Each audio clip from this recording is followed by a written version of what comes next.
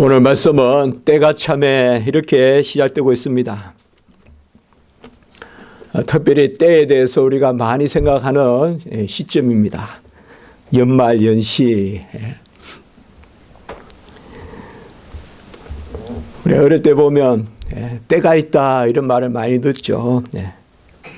밥도 때가 돼야 있고 라면도 때가 돼야 먹어야 되고 또 김치도 때가 돼서 먹어야 맛있다.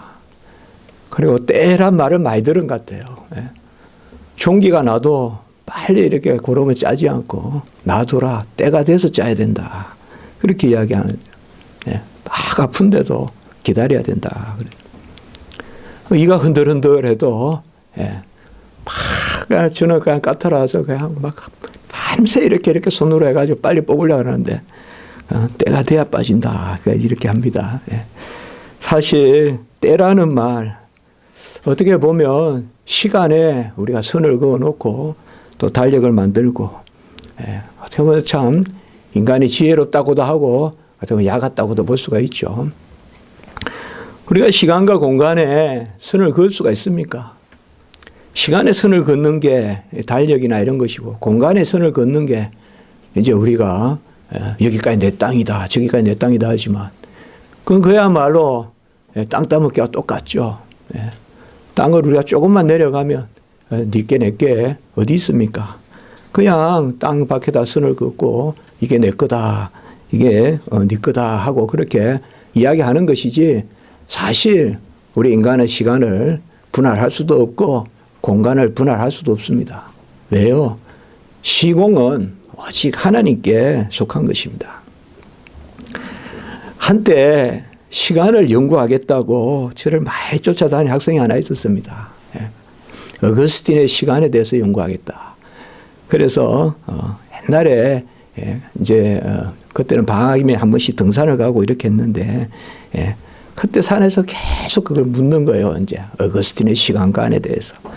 그래서 뭐 제가 얼마나 잘 알겠습니까? 그래서 이제 이렇게 저렇게 생각하면서 끝내는 자꾸 이제 가는 말이 시간에 대해서 잘 모르겠다 이거죠. 일단 우리가 시간을 하나님이 만드셨다는 것에 대해서도 그것도 잘 와닿지 않고 그리고 시간이 창조되었다는 거죠. 시간과 공간이 창조되었다. 그러면 시간과 공간이 창조되기 전에는 없었다는 건데 시간과 공간이 없었는데 하나님은 계셨다 이거죠. 시간과 공간이 없는데 하나님은 계신다. 이걸 우리가 어떻게 받아들여야 되냐 이 말. 시공이 없는데 하나님이 계시다. 사실 우리가 영원 개념 또 하나님은 가가 없다 할 때 무변하다 이러는데 무변하고 영원하다 할 때는 사실 시간과 공간에 갇힌 게 아니에요. 모든 시간을 다 모아도 영원이 아니에요. 모든 공간을 다 모아도 무변이 아니에요. 하나님은 무변하시고 하나님은 영원하시다 할 때는 그래서 시간과 공간을 모른다. 이제 그렇게 자꾸 말이 되는데 제가 그렇게 한번 물어봤어요. 하나님 아냐고. 하나님은 알죠 그래. 그러면 시간과 공간을 아는 거죠. 하나님이 시공을 주장하시고 시간과 공간을 지으시고 하나님을 안다 하면 시간을 아는 거죠. 어떻게 보면 시간과 공간에 대한 그러한 지식은 하나님을 아는 지식이에요. 우리가 꽃을 어떻게 알며 하늘을 어떻게 알며 땅을 어떻게 알며 아는 것이 뭐가 있습니까? 뭐가 있습니까? 내 걸음도 모르는데요. 그러니까 오늘 보면 때가 참에 이렇게 말하고 있습니다. 때가 참에 하나님이 그 아들을 보내셔서 우리를 속량하셨다. 이제 가장 구원의 기본적인 말씀 그게 갈라디아서 우리가 사도신경 전까지 계속 봤는데요. 그때까지 이제 결론적인 이야기입니다. 이게 때가 참에 여자에게서 율법 아래 나셔서 우리를 속량하신다. 그래서 뭘 하시려고 우리에게 아들의 명분 자녀의 명분을 주려고 그렇게 했다. 이렇게 말하고 있습니다. 우리가 한 해를 보내면서 무엇을 또 생각합니까? 연말연시에 어쨌든 여러 상업적인 그런 동기도 있겠고 자꾸 부추겨서 연말과 연시에 뭘 해야 될 것 같이 이렇게 하지만 사실상 우리가 연말 연시에 뭘 많이 생각합니까? 올 한 해 뭘 이루었다. 또 이런 것들을 많이 생각하겠죠. 그러나 중요한 것은 역시나 올 한 해 내 자신이 어떤가. 그걸 좀 우리가 생각해 봐야 되겠죠. 네. 우리가 얼마나 장부상에 뭐가 남았다. 또 신분상에 내가 올라갔다. 이제 그런 문제도 있지만 사실 내 자신이 어떤가. 그거를 우리가 좀 살펴볼 필요가 있죠. 네. 어릴 때는 보면 연말 연시 되면 주로 하는 게 뭡니까? 이제 내가 키가 얼마 자랐다. 그리고 또 몸무게가 얼마 자랐다. 그래서 막 벽에다가 키 재은 거 이렇게 선도 그어놓고 막 그렇게 하잖아요. 어떻게 보면 어릴 때는 좀 더 내가 가졌다는 것보다 내 자신에 대해서 많이 돌아보죠. 근데 이게 나이가 들수록 지혜가 더 생겨야 되는데 나이가 들수록 내 자신은 그냥 그렇게 돌아가는다 하고는 내팽개치고 내가 뭘 가진 거냐. 그런 거 보면 어린애에게 배워야 돼. 어린아이들은 뭘 가졌다기보다 자기 자신에 더 관심이 많거든요. 내가 얼마나 컸다. 내가 얼마나 무거워졌다. 내가 얼마나 뭘 배웠다든지 어쨌든 자기 자신에 관심이 많은데 어른들은 보면 내 자신은 다 그냥 고정시켜 놓고 해가 바뀌어도 내 주머니에 뭐가 들어왔다 나갔다 이런 것만 소유만 많이 생각할 수가 있죠. 구원은 바로 존재의 문제고 신분의 문제고 인격의 문제고 생명의 문제입니다. 구원은 우리 자신의 문제라는 것입니다. 햄릿에 보면 존재하느냐 존재하지 않느냐 그걸 이제 사느냐 죽느냐 이렇게 번역했지만 그것이 문제로다. 이게 햄릿에 나오는 유명한 이야기죠. 바로 이거 왜 유명합니까? 다른 것은 다 없어지고 중요한 것은 내가 있느냐, to be or not to be. 내가 존재하느냐, 존재하지 않느냐. That's matter. 그게 문제다. 이렇게 말하고 있습니다. 철학자 키엘케고르가 있습니다. 키엘케고르는 우리 신앙과는 조금 다를 수 있어요. 많이 달라요. 그렇지만은 어쨌든 신앙인이고 그의 철학책을 보면 전부 다 성경 구절들이 밑에 쭉 각주에 들어가 있는 것을 볼 수가 있어요. 키엘케고르는 자기 자신의 절망하는 자가 소망에 이른다라는 그러한 주제로 죽음에 이르는 병이라는 유명한 그러한 철학서를 씁니다. 이 죽음에 이르는 병을 다 읽어보면 사실상 절망에는 여러 종류가 있는데 결론적으로 말하면 하나님 안에서 절망하는 자는 그게 죽음이 생명에 이르게 되는 거예요. 그러니까 죽음에 이르는 병이 바로 생명에 이르게 되는 거예요. 죽음에 이르는 병은 절망을 이야기하거든요. 그런데 하나님 안에서 절망하는 자는 그걸 키엘케고르는 참 절망이다 이렇게 이야기해요. 진짜 절망이다 이거죠. 진정한 절망은 하나님 안에서 절망하는 것이다. 그 절망하는 것은 바로 내 존재를 살린다. 내 존재가 있게 한다 이거죠. 우리가 성경에도 보면 절망 다음에 생명을 얻는 걸 말보죠. 빌립보 감옥의 간수장이 옥문이 열리고 바울과 실라가 나갔으니까 뭐 이 사람들이 도망치려고 도망친 것도 하나님 내보내셨네. 이제 난 죽었다라고 이제 절망할 때 바로 주 예수를 믿어 너와 내 집에 구원 얻는다. 그 간수장이 절망했을 때 그때 뭐예요? 구원의 역사가 일어나잖아요. 엘리야도 보면 요나도 보면 그냥 로뎀 거기에 나무 밑에서 또 박는 굴 아래서 절망 상태에 빠져드는데 그 절망 상태 때도 뭐예요? 하나님과 토픽을 잡는 거예요. 우리는 항상 그게 중요해요. 하나님을 잘 믿는다. 뭐가 잘 믿는 겁니까? 하나님과 씨름하는 거예요. 불평을 해도 하나님께 하는다 이거죠. 불평을 해도 하나님께 하는 게 잘 믿는 거예요. 어쨌든 이 사람들은 하나님을 상대로 못 살겠다고 한 사람들. 이 사람들은 제대로 절망하는 거예요. 하나님을 붙들고 절망하는 거 있잖아요. 하나님 나 죽겠습니다. 하나님 왜 이렇습니까? 이건 그냥 소망이 있다고요. 그건 내 존재를 살리거든요. 그러나 하나님을 떠나서 내가 왜 이럴까? 이거는 전혀 가능성이 없는. 베드로도 보면 3번이나 예수를 부인하잖아요. 그 다구름 소리에 눈물을 흘리며 통곡을 하는 절망이라 할 수 있죠.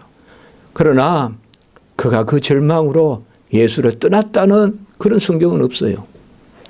그가 절망했어도 예수를 따라다닌 거예요. 예수를 쫓아다닌 거예요. 어쨌든 부활 때 막달라 마리아 제일 먼저 그래도 제자로 올라갔다고요.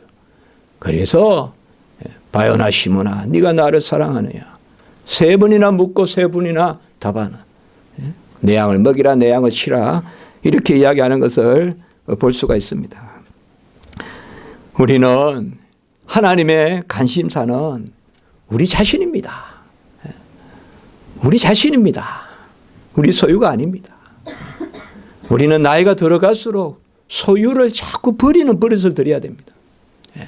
존재를 가꿔야 된다. 나이가 들어갈수록 내 자신이 아름다워야 된다. 나이가 들어갈수록 내 자신을 자랑거리 삼을 수 있어야 된다. 나이가 들어 집을 자랑하고 나이가 들어 차를 자랑하고 그건 아주 서글픈 이야기다. 나이가 들수록 내 자신이 사랑스러워야 된다. 내 자신이 자랑거리가 돼야 된다. 그렇지 않습니까? 그래서 오로지 내 자신이 하나님을 만나는 그게 우리 인생의 종점이 돼야 된다. 정동진이라는데 이번에 우리 교수 또 세미나한테 가봤습니다. 갔는지도 모르겠는데 정동진은 같이 간 거야. 하여튼 스케줄 보니까. 정동진인데 저는 유학 때 유학 가기 전에 정동진이라는 데 대해서 별로 그렇게 잘 이름이 안 났어요. 그런데 보니까 그때부터 막 소위 모래시계인가 하여튼 해시계인가 하여튼 그런 거로 해서 정동진이 소문이 나서 막 그래요. 근데 어떻게 돌아 그냥 외국에서 제가 잠깐 어떻게 책을 구했는데 정동진이라는 소설을 읽어봤어요 한번. 소설이 한 200~300페이지 되는지 모르겠어요. 저자가 누군지도 모르겠고 한데 무슨 그 소설에 이제 정동진 소설에서 제가 상당히 정동진은 참 멋있는 곳이겠구나. 가장 이제 기억이 나는 게 철도가 이렇게 있다. 그 주로 이제 막 석탄, 탄광 이런 이야기로부터 시작되는 거예요. 그 정동진이라는 소설이. 그래서 이제 끝까지 다 읽어봤는데 이번에 제가 정동진이한테 가보니까 아무래도 이야기했지만 제 눈에는 제일 먼저 철도가 보이더라고요. 철도가 끝까지 쭉 가 있더라고요. 그 차를 타고 지나가는데. 그래서 그때 읽었던 소설이 생각나는데 아무 정동진이 저한테 관심이 없어요. 왜 그럴까요? 사실 정동진이 중요한 게 아니죠. 제가 그 소설에서 그 정동진이 중요한 게 아니라 그 사람에 대한 애틋한 어떤 그러한 이야기, 아주 좀 어떻게 보면 불쌍한 서글픈 이야기를 담고 있는 소설인데 그 사람의 이야기가 좋아서 정동진을 제가 다음에 안 가봐야 되겠다. 그래서 사실 이제 유학 마치고 한번 나와서 한번 가봤거든요. 가서 여름에 대중교통 타고 갔는데 30분도 안 있고 나왔어요. 다시 돌아왔어요, 집에. 가볼 데도 없는 거예요. 그래서 역시 중요한 것은 장소가 아니구나. 또 어떻게 보면 시간도 아니구나. 중요한 것은 사람이다. 이제 그 생각을 다시 한번 해보게 됩니다. 하나님은 우리가 그의 기쁨이 되기를 원합니다. 그런데 우리의 기쁨의 근원은 또 누굽니까? 기쁨의 근원 되시는 예수를 위해 삽시다. 찬송도 하잖아요. 우리의 기쁨의 근원은 또 예수입니다. 그래서 결국은 이게 서로 막 순환해요. 하나님은 우리가 기뻐하시는 일을 하기를 원하는데 우리가 기쁨의 근원은 뭐야? 또 예수예요. 그럼 결국 뭐예요? 우리는 하나님이 기뻐하시는 것. 그것은 뭐냐 하면 우리가 하나님을 기뻐하는 거예요. 하나님을 기뻐하는 거예요. 왜? 하나님이 우리의 기쁨의 근원이니까. 하나님의 뜻을 잘 알아야 되고 하나님의 관심을 알아야 되고 하나님이 기뻐하시는 것이 뭔지를 알아야 됩니다. 그래야 우리가 하나님을 기뻐하는 일을 할 수가 있습니다.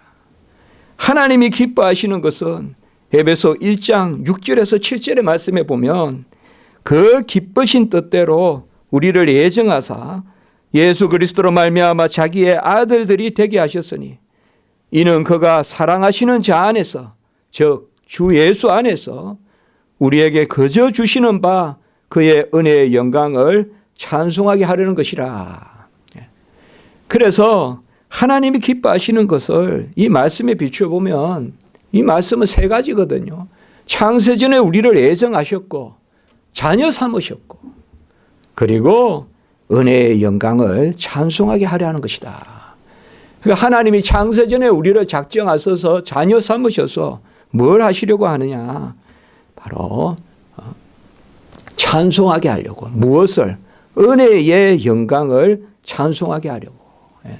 그것을 하게 하려고 하나님이 우리를 작정하셨다. 그리고 이어지는 9절의 말씀에 보면 그의 기뻐하심을 따라 그리스도 안에서 때가 찬 경륜을 위하여 예정한 것이니 이렇게 나옵니다. 그의 기뻐하심을 따라. 아까 기뻐하심은 뭡니까? 우리를 자녀 삼아서 우리로 하여금 하나님께 찬송을 드리게끔 하실 수 있는 것. 그게 하나님의 기뻐하신 뜻이라고 했잖아요. 그 기뻐하심을 따라 때가 찬 경륜을 위하여 오늘 바로 4절에 때가 참해.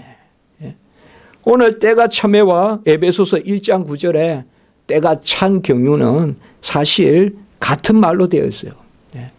오늘 때가 참해 이 말은 우리 말로는 이렇게 표현되어 있지만 원어에 보면 헬라의 원어에 보면 때가 꽉 찬 것이 이르렀을 때 이렇게 되어 있어요.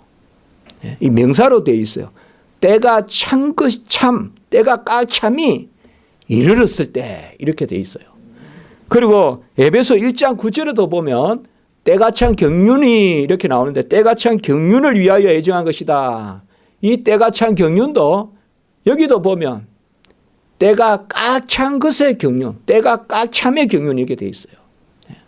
참 우리말로 번역하기 어려우니까 이렇게 해놨는데 사실상 그대로 번역을 하면 때가 꽉 참이 이르니 이렇게 된 거예요. 오늘 4절 말씀은. 때가 꽉 참이 이르니. 이건 아마 우리는 좀 느낌이 다르죠, 여러분들. 때가 꽉 참이다. 이렇게 명사로 이야기하면 뭐예요? 때가 참해 이러면 그냥 시간이 흘러간 것 같잖아요. 그렇지 않아요? 때가 참해 이러면 그냥 시간이 됐으니까 이런 느낌이 들잖아요. 그러나 때가 꽉 참이 이르니. 이르니. 때가 꽉 참이. 헬라어 포레로마라는 단어가 있어요. 이건 뭐야? 은혜와 진리가 충만하다 할 때 그 형용사의 명사형이에요, 이게. 예수 그리스도의 독생자의 영광을 보니 은혜와 진리가 충만하다. 요한복음 1장 14절 17절 그 은혜와 진리가 충만하다 할 때 이 충만함 그건 신적인 충만이거든요. 그 충만함 예수님이 성령 충만을 받았다 할 때 그 충만함 그리고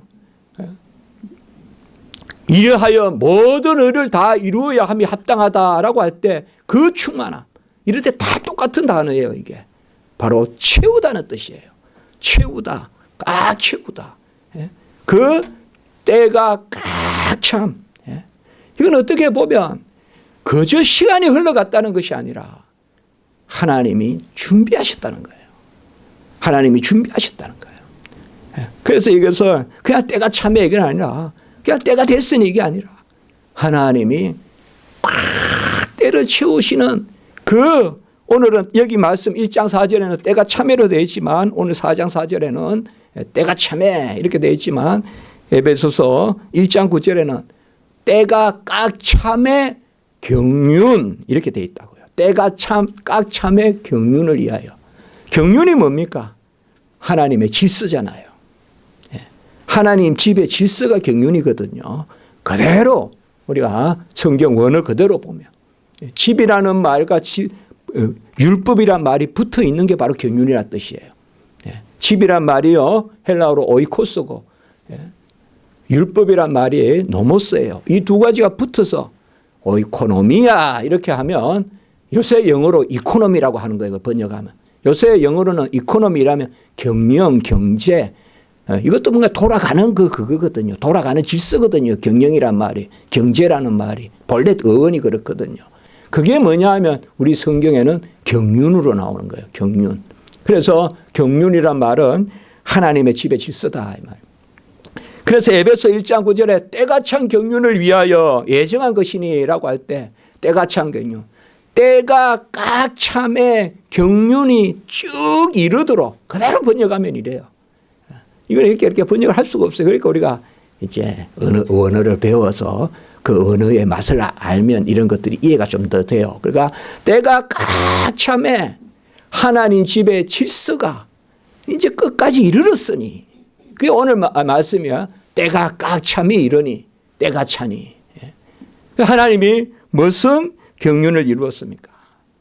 바로 모든 언약과 모든 제사와 모든 절기를 다 이루셨죠. 그 절기를 다 이루셨죠.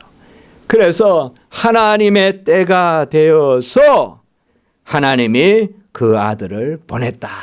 이렇게 됩니다. 우리가 에베소 1장 9절에 때가 찬 경륜이란 말과 오늘 4절에 때가 참에 할 때 이 때라는 말 우리가 보면 다 똑같은 때죠. 영어로 하면 타임이겠죠. 시간. 그러나 성경의 시간은 두 단어가 있어요. 성경의 시간은 두 단어가 있습니다. 크로노스라는 단어와 카이로스라는 단어가 있습니다. 크로노스도 시간이고 카이로스도 시간입니다. 크로노스는 우리가 보통 말하는 연말 연시하는 칼렌다의 시간을 크로노스라고 합니다. 카이로스는 뭔가 하면 하나님이 작정한 시간입니다. 하나님이 가지고 있는 시간입니다. 아까 말씀을 드렸죠. 인간이 지표에 선을 긋고 여기까지 우리 집 해봤자 지하수는 같이 흐르고 우리 저 밑에 뭐 용암이 네 거고 내 거고 아니 없잖아요. 저 밑에 가면 막 지구는 불 끓거든요. 불타거든요. 우리는 그저 지표에 요까지만 내 거다고 사는 거죠. 이 지표에 선 끊어놓는 거, 달력에 날짜 잡아놓는 거 이런 것은 크로노스라 그래요. 우리 성경에서는. 그리고 카이로스라는 말은 그 속에 하나님의 경륜 아까 말씀 하나님의 질서. 사실 에베소 1장 9절에 보면 때가 찬 경륜이란 말은요. 이때는 카이로스라는 말을 써요. 이 카이로스라는 말은 하나님의 시간이에요. 그래서 창세전에 작정하셔서 하나님의 시간에 예정한 것이니 이 말은 하나님이 알고 있는 시간이다 이 말이에요. 하나님이 정하신 시간이다 이 말이에요. 하나님이 뜻을 이루어가는 시간이라 이 말이에요. 이건 우리 달력에 나오는 그런 시간 개념이 아니에요. 그래서 에베소 1장 9절에는 때가 찬 경륜은 바로 하나님의 시간에 때에 맞추는 하나님의 질서 그것을 위하여 우리를 예정했다 이거예요. 그리고 오늘 나오는 이 4절의 때는 뭐냐 하면 그야말로 달력의 때예요. 그렇게 보면. 이거는 크로노스예요. 우리가 영어로도 크로니컬 이러면 연대기 이런 말 있지 않습니까? 영어에 다 있는 이야기입니다. 이것도. 성경의 언어가 다 영어에 영향을 미치거든요. 그래서 이 때는 뭐냐 하면 그야말로 이 지상의 때. 그렇게 우리가 해석할 수가 있어요. 주석에 그렇게 말하지 않는데 잘 그렇게 해석할 수가 있어요. 굳이 해석한다면. 물론 같이 때로 보지만은 그러면 우리가 더 이해가 되죠. 그래서 에베소 1장 9절의 때가 찬 경륜은 하나님의 구원 역사의 그 시간, 그 때가 찬 경륜을 위하여 우리를 작정했는데 이제 그야말로 역사적인 시간, 그야말로 가이사 아우구스토가 지배하는 그 시간, 그야말로 역사적인 그 예수 그리스도가 났다 이 말이에요. 4절에. 그래서 에베소 1장 9절과 이 갈라디아 4장 4절을 같이 보면 아주 우리가 실감이 나는 거예요. 하나님이 그 작정하신 시간, 하나님의 구원의 시간, 이걸 우리가 구속사라고 그래요. 구속사적 시간에서 역사적 시간에 그것이 이제 꽉 찼다 이 말이에요. 그래서 꽉 차서 아들을 보냈다. 우리는 다 준비되어 있어도 때가 준비되어 있지 않으면 아무것도 못합니다. 때가 준비되어 있어야 됩니다, 여러분들.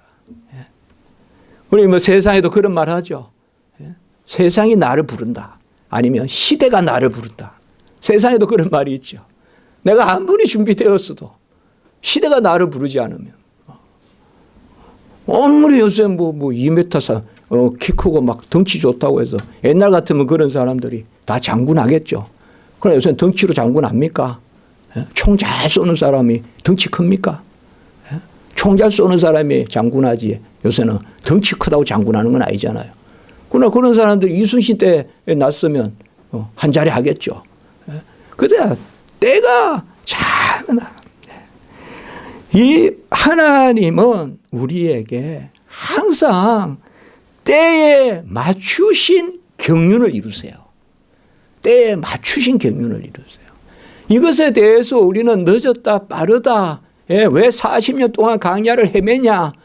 불과 15일이면 올라갈 길을 여러 가지 이야기를 하지만 하나님은 결국 하나님의 때에 이루세요. 하나님의 때에 이루세요. 하나님이 부르심의 때에 우리의 기도의 응답의 때 그런 것이 다 하나님의 때입니다. 우리도 모태에서 구원의 그러한 언약의 자녀로 태어날 수 있어요. 우리 교회 이제 유아 세례도 받고 하지만 그리고 혹자는 10대에 부를 수도 있어요. 또 혹자는 20대, 또 어떤 사람은 60대, 70대 부를 수도 있어요. 그러나 중요한 것은 한 데나리온이에요. 한 데나리온이에요. 60대 불러도 모태에서부터 작정된 하나님의 백성이에요. 그러니까 때가 있어요. 하나님의 때가. 그 때가 꽉 찬 경륜이란 말을 왜 오늘 여기에 썼을까요? 이것은 이제 뭐예요? 율법과 복음. 그 율법이 이때까지 기능했는데 이제는 뭐예요? 예수가 와서 이 율법을 다 이루신다는 거예요. 이제는 그 때가 되었다는 거예요. 이건 신약의 선포를 이야기하는 거예요. 예수 그리스도가 다 이루신. 이때까지는 그림자의 시대였다면 이제는 몸의 시대, 실체의 시대가 왔다. 그래서 때가 참해. 이 갈라디아 4장 4절은 엄청 강한 선포인 거예요. 이게. 그냥 슬쩍 지나가는 하나의 부사가 아니라 그야말로 아까 말씀을 드렸죠. 명사가 사용되는 때에 꽉 참, 때에 꽉 참.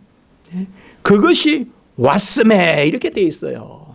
그대로 번역하면 때에 꽉 참이 도래했으니 때에 꽉 참이 도래했으니 하나님이 그 아들을 보내사. 여기 보냈다라는 말은 바로 사도를 보냈다 하는 그 말하고 사실 같이 쓰이는 말입니다. 그 말에다가 내보냈다라는 뜻이 들어가 있어요. 앞에 접두사가 하나 더 붙어 있어요. 우리가 사도를 아포스톨로스라고 하고 보내다를 아파스텔로라 그래요. 헬라어로. 그러니까 이거는 에크 아포스텔로. 그대로 하면 바로 바깥으로 내보냈다. 하나님이 아들을 보내셨다. 하나님이 아들을 보내셨다. 세례 요한도 3장 34절 요한복음에 보면 세례 요한이 하나님이 보내신 이라고 이렇게 말씀하고 있습니다. 이 하나님이 보내신 이를 요한복음 3장 16절은 하나님이 세상을 이처럼 사랑하사라고 이렇게 또한 말씀하고 있습니다. 그리고 하늘에서 내려오셨다. 그러니까 이런 것이 다 이제 오늘 말씀하고 같은 것입니다. 하나님이 그 아들을 보냈다. 이 말은 바로 하나님이 하늘로부터 내려오셨다. 하늘로부터 내려온 떡이다. 이런 표현들. 그리고 하나님이 그를 주셨다. 하나님이 세상을 이처럼 사랑하사 독생자를 주셨으니. 이게 다 같은 말씀입니다. 요한복음 17장 3절의 말씀에도 보면 영생은 곧 유일하신 참 하나님과 그의 보내신 자 예수 그리스도를 아는 것이다. 보내신 자. 왜 이렇게 예수 그리스도를 보냈다라는 말을 자주 할까요? 그냥 예수라고 하면 되는데 이것은 바로 구원의 역사가 삼위일체의 역사라는 거예요. 아버지는 보내시고 아들은 오시고 성령으로 잉태하고 성령으로 충만함 받고 아버지는 세례받을 때 선포하시고 이는 내 사랑하는 아들이요 내 기뻐하는 자다. 아들은 세례받으시고 성령은 뭐예요? 충만히 임하시고 바로 이는 삼위일체의 역사라는 거예요. 그래서 창세전에 삼위일체 하나님이 예정하신 아까 1장 4절 뭐에 따라? 기뻐하신 뜻에 따라 기뻐하신 뜻에 따라 예정하신 그 경륜 바로 삼위일체 하나님의 경륜 에베소 1장 9절 그것이 이 갈라디아 4장 4절에 이루어졌다 이 말입니다. 창세전에 삼위일체 하나님이 예정하신 작정하신 그 일이 이제 때가 참에 예수 그리스도를 보내셔서 이루셨다는 거죠. 이런 말은 이 갈라디아 교인들이 다시 자꾸 유대주의로 돌아가려고 하잖아요. 지금 이 갈라디아서는 그렇잖아요. 다시 율법으로 돌아가려고 하잖아요. 성령으로 시작했다가 육체로 마치려고 하잖아요. 복음으로 시작했다가 율법으로 돌아가려고 하잖아요. 그때 이 말씀이 뭐예요? 바로 벌써 구약이 꽉 차서 예수가 오셨다 이거지. 왜 다시 돌아가려고 하냐 이 말이죠. 다 차서 예수가 오셨는데 이제 삼위일체 하나님이 작정하셔서 구약의 율법, 절기, 제사, 정결례 모든 강야교회, 모든 성전, 모든 하나님의 기적 다 이루신 분이 예수 그리스도신데 왜 다시 구약으로 돌아가려고 하냐. 어리석은 자들아. 다른 복음은 없나니 그리스도의 복음밖에 없는데 그게 바로 갈라디아서잖아요. 그 말씀이 강조되는 거예요 여기서. 우리가 그걸 생각해요. 이 4절이 상당히 중요하다 이 말. 때가 참에 그 아들을 보내사 누구에게 나게 하시냐. 바로 여자에게 나게 하신다. 이것은 우리가 자주 보는 말씀이지 않습니까? 사도신경 했던. 그냥 나셨다. 아니면 사람에게 나셨다 해도 되는데 여자에게 나셨다라는 것은 바로 창세기 3장 15절에 여자의 후손. 이사야 7장 14절에 처녀가 잉태하여 아들을 낳으니.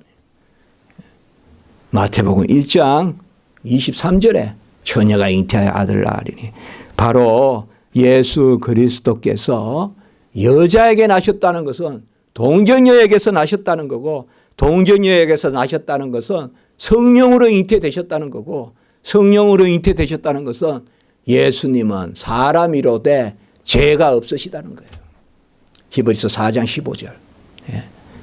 그는 우리와 같으시되 죄는 없으시니라. 죄는 없으시니라. 그게 선포되는 거예요. 그러니까 여자에게서 나셨다라는 것은 원죄에 속하지 않는다. 기억하십니까? 죄성도 없고 죄향도 없고 죄행도 없으신 분이다. 그 예수 그리스도가 나셨는데 그분은 어디에서 나셨나? 바로 마리아에게서 나셨는데 죄 없이 나셨는데 어떻게 나셨느냐? 율법 아래에 나셨다라고 이렇게 말씀하고 있습니다.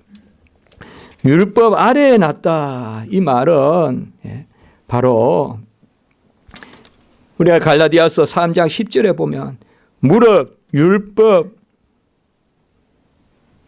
속한 자들은 무릇 율법 아래에 속한 자들은 다 저주 아래에 있다. 무릇 율법에 속한 자들은 다 저주 아래에 있다. 율법의 행위에 속한 자들은 저주 안에 있다. 그리고 갈라디아서 2장 19절에 보면 뭡니까? 율법으로 말미암아 율법에 대하여 죽은 자 되었다. 이건 우리 이제 인생들을 이야기하거든요. 우리는 다 죄 가운데 있기 때문에 율법 아래에 있는 자들은 율법의 저주 아래에 있고 율법으로 말미암아 율법에 대하여 죽은 자 되었다. 이건 뭔가 하면요. 율법이 없이 살 수 없어요. 그러나 율법 없이 살려고 발부둥 쳐야 되는데 결국 율법 때문에 죽어요. 그게 우리 인생의 한계예요. 법이 없이 못 살아요. 그러나 다 법을 못 지킨다 이 말이에요. 그러면 법을 못 지키는가 그 싹스 뭐야? 사망이다 이 말이에요. 우리 인생의 이게 한계 상황이에요. 우리는 법이 없으면 못 살잖아요. 법이 없어 오늘 당장 여기까지 차 몰고 못 와요. 힘센 사람만 오지. 법이 있으니까 차 몰고 온 거예요. 우리가 여기까지. 그러나 그 법을 우리가 못 지켜요. 이 말씀이에요. 이게 바로 율법 아래에 우리가 있는데 율법 아래에 있는 자들마다 다 저주다 이 말이에요. 그래서 율법의 행위 아래에 있는 자들은 저주다 이 말이에요. 요새 우리나라의 가장 중요한 단어가 바로 법이잖아요. 지금 뭐 사법부 뭐 이런 말이잖아요. 이 법이라는 것이 양면성을 가지고 있다고요.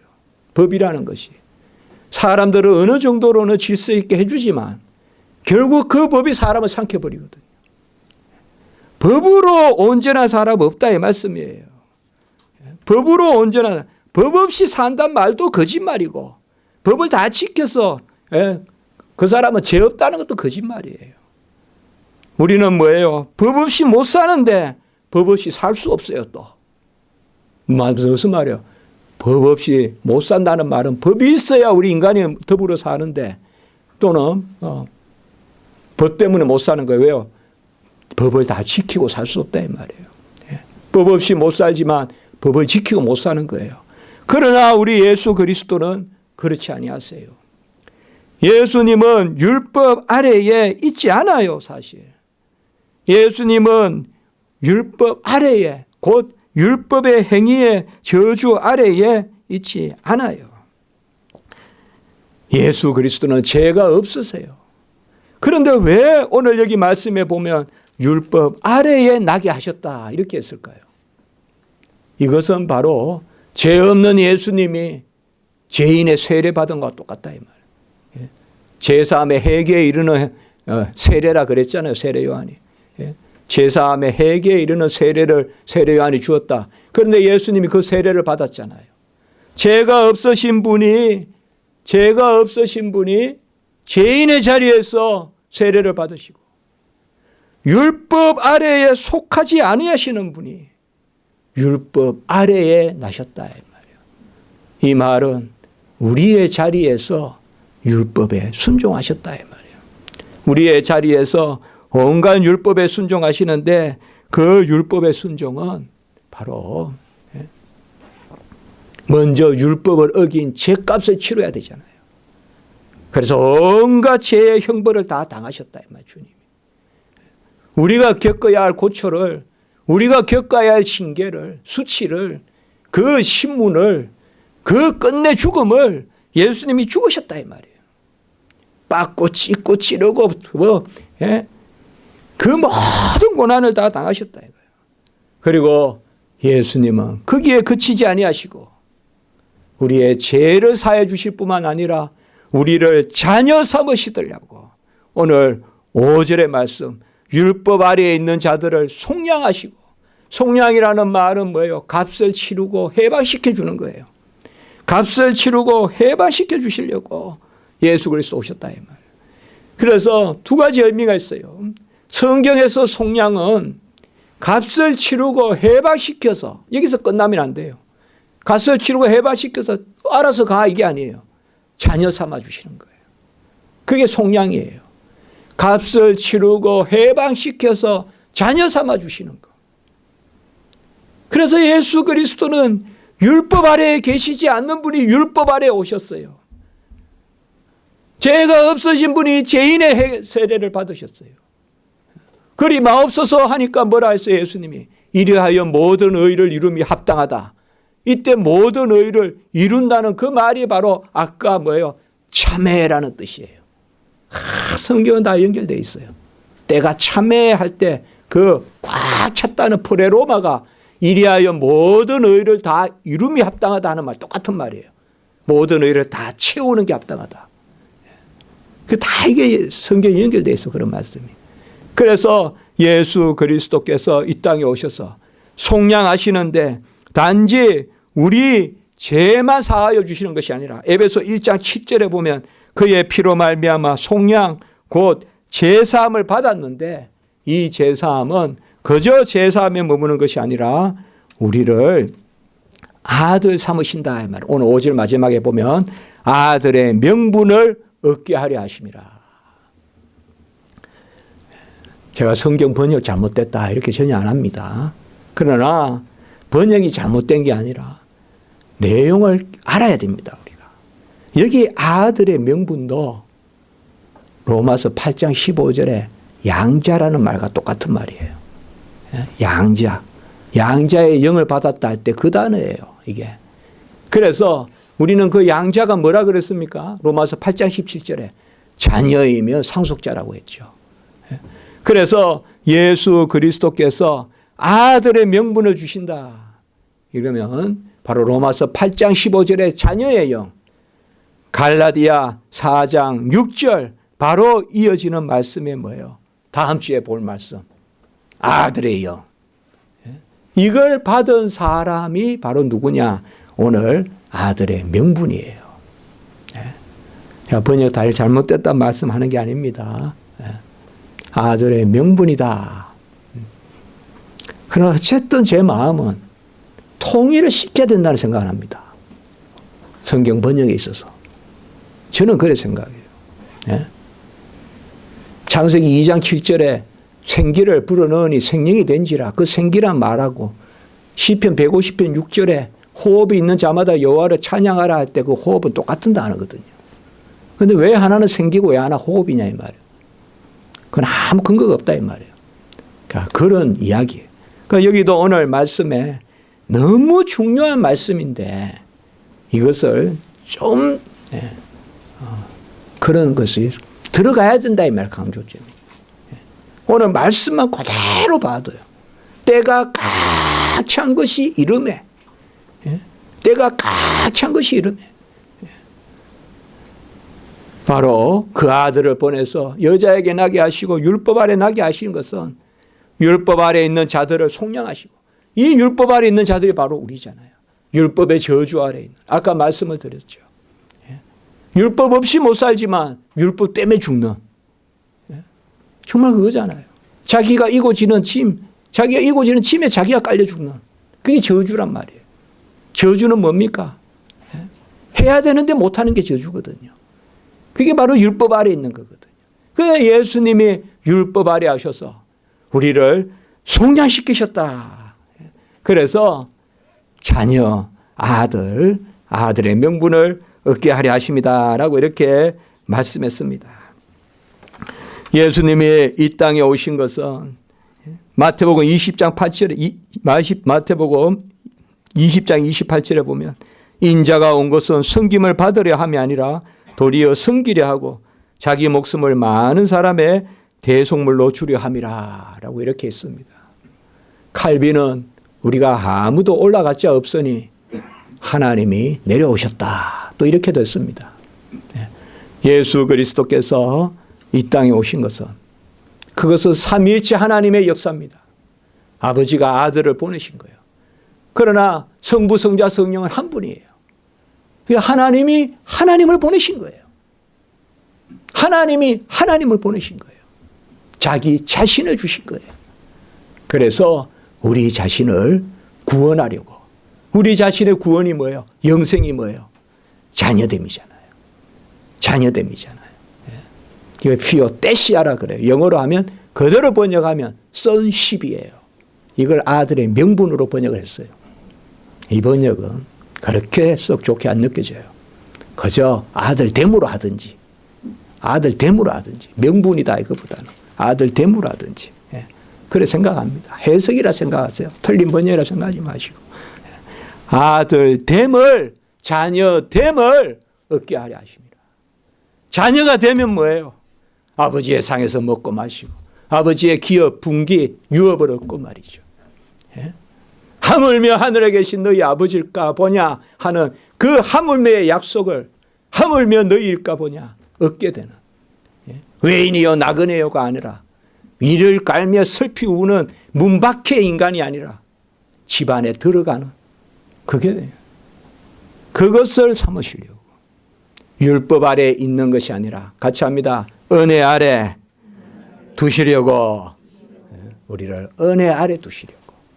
우리를 은혜 아래 하나님의 자녀 백성 삼으려고 그가 율법 아래 오신 것입니다. 말씀을 맺겠습니다. 예수님은 이 땅에 파송되신 겁니다. 사실 아까 보내사라는 말은 사도행전에 보면 바울을 아덴으로 보내사 그런 단어 그럴 때 또 쓰이고요. 특별히 사도 바울이요. 예루살렘에 돌아가서 잡히잖아요. 백성들에게. 그때 백성들에게 말할 때 뭔가 하면 주님을 만났는데 주님이 사도 바울에게 이렇게 말씀했다. 그거를 사도 바울이 이야기해요.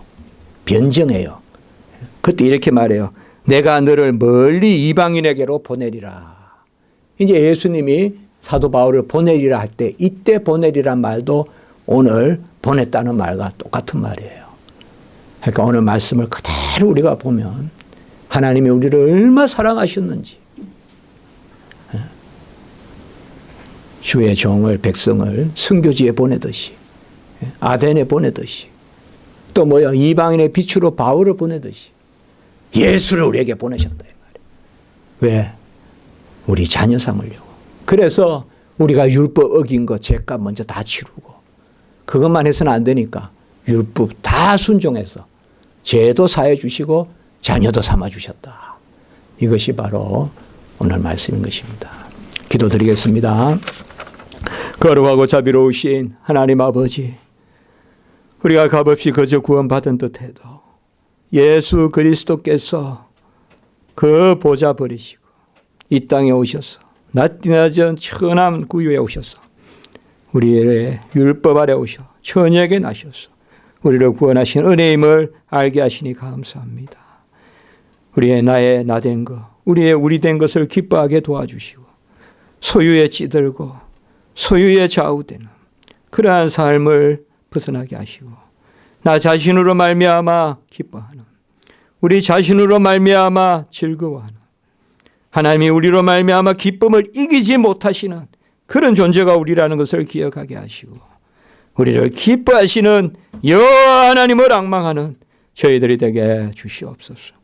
모든 십자가지기 성도님들 하나님이 기뻐하심을 입은 그런 주의 백성들로 기뻐하게 하시고 여호와로 말미암아 기뻐하는 우리 성도님들 되게 하시고 우리 자녀들 되게 하시고 그 기쁨 가운데서 여호와를 즐거워하는 것이 우리의 힘이라고 느헤미야가 이야기했는데 그 기뻐하는 가운데서 힘을 얻고 너끈 이기고 모든 것을 감당하는 기쁨의 백성, 희락의 백성 되게 하시옵소서. 구주 예수 그리스도 이름으로 감사하며 기도드리옵나이다. 아멘.